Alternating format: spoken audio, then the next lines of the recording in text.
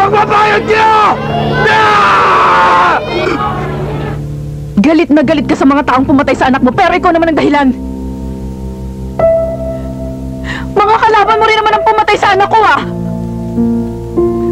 Binaliwala mo kami. Mas inisip mo pang pumatay ng tao at maghanap ng kriminal kaysa pansinin kami. Ano sa tingin mo? Sa tingin mo ba pag pumatay ka ng tao, may babalito ng buhay ng anak ko? Bakit ako lang sinisisi mo? Ha? Kinuha mo na nga si Tam sa akin. Pinaubayan mo sa maid na saksakan ng tanga. Nung nasa akin si Tam, protektado ko siya. Kung tutusin, ikaw nga may kasalanan eh. So you better shut up and get off my back, okay?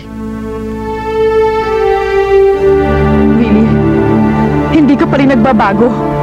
Ang kitid pa rin ang utak mo. Hindi mo ba naiintindihan ang nararamdaman ko? Paano ikaw? Paano kung mawalan ka ng kaibigan? Paano kung mawalan ka ng anak?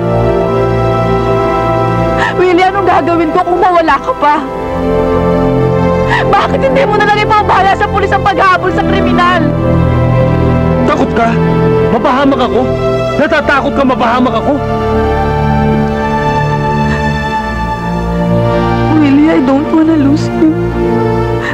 Ikaw na lang ang taong natitira sa buhay ko. My God! Why didn't you tell me? Bakit hinintay mo pa mawala ang anak natin? I'm sorry. I was just too proud to admit